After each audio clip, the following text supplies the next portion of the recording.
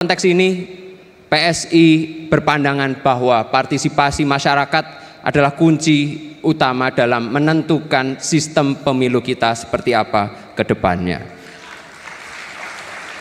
Meskipun PSI saat ini belum memiliki kewenangan menentukan sikap di Senayan terkait revisi undang-undang, namun saya tegaskan sikap PSI akan selalu satu suara dengan rakyat Indonesia.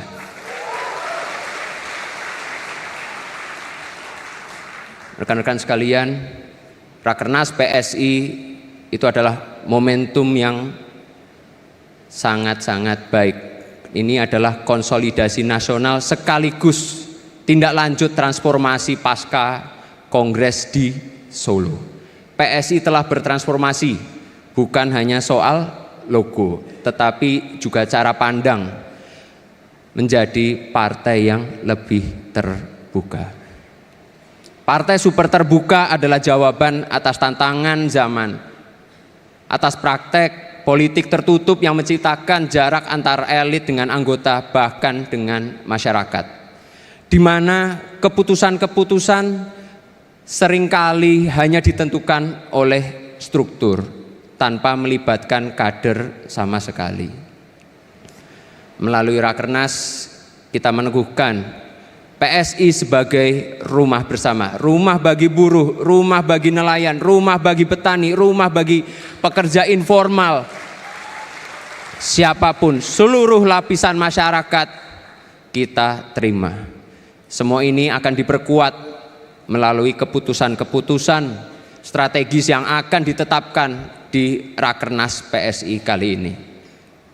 Selain itu, Rakernas ini juga akan menetapkan arah kebijakan dan kerja politik PSI dalam jangka pendek, menengah hingga 2029, termasuk agenda aksi politik nasional seperti pengawasan anggaran, tata kelola yang adil dan berkelanjutan, serta politik kebinekaan.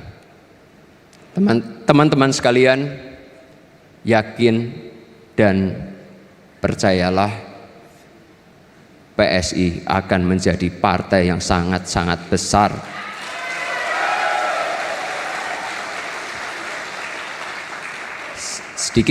Sedikit demi sedikit tata kelola partai akan kita sempurnakan. Kuncinya satu, konsisten. Jika kita konsisten menjalankan mekanisme dan tahapan, PSI akan tumbuh menjadi partai yang kokoh. Saya terus memantau kerja-kerja struktur, bukan hanya di tingkat nasional saja, tetapi juga hingga ke kabupaten kota sebagai sampel. Saya tahu di sini semua ini saya bisa tunjuk yang mana sebenarnya yang belum kerja dan yang sudah kerja. Jadi hati-hati akan saya ganti.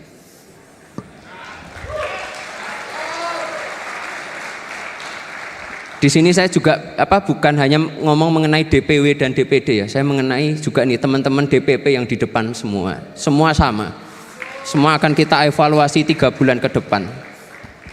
Karena itu saya itu tidak butuh laporan ABS, asal Bapak senang. Isinya kok tipu-tipu aja. Yang saya butuhkan itu adalah data real di lapangan. Itulah sebabnya saya itu nggak hanya di Jakarta, tapi saya langsung turun ke teman-teman di DPD, DPC, supaya apa? Saya tahu permasalahan realnya, jangan cuma ABS. Dalam kesempatan ini, karena yang hadir ini kan DPW, DPD maupun DPP nggak usah lah ya. Yang DPD paling jauh di sini siapa ya? Yang paling jauh kemarin kalau saya di Rakorwil Sulsel itu kan dari Pasangkayu 16 jam perjalanan. Oh Aceh dari Sabang ada? Dari Aceh mana? DPD Aceh, coba salah satu DPD Aceh. Satu aja DPD Aceh sini, mana maju depan sini. DPD. Silahkan. Bentar, silahkan. Pakai mic-nya, terus perkenalkan diri dulu. Assalamualaikum warahmatullahi wabarakatuh. Waalaikumsalam. Saya Yasir Arapat, Ketua DPD Kabupaten Aceh Tengah, Provinsi Aceh. Oh, Aceh Tengah. Panggilannya siapa? Yasir, Ketua. Ya? Yasir. Yasir, oke, Ketua. Kira-kira gimana kondisi PSI sekarang di Aceh Tengah? Untuk Kabupaten Aceh Tengah, karena PSI sebelum kejadian bencana saya 2 hari keluar SK, terus kami kejadian bencana musibah besar. Jadi alhamdulillah,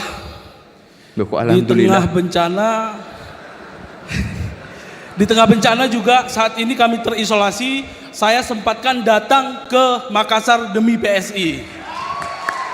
Walaupun kami tertimpa musibah dan terisolasi sekarang di Kabupaten Aceh Tengah. Terima kasih Mas Ketua. Oke, terakhir, kira-kira targetnya apa PSI di Aceh Tengah? Target PSI di Aceh Tengah, semoga PSI bisa full kursi di Kabupaten Aceh Tengah. Amin, amin. Ya, sebelum turun saya ada hadiah dulu. KTA udah jadi? Udah? Sudah. Ini saya ganti aja ya. Nih KTA-nya beda, ada emasnya. Tapi nanti di print sendiri ya, ditulis sendiri. Silahkan ini.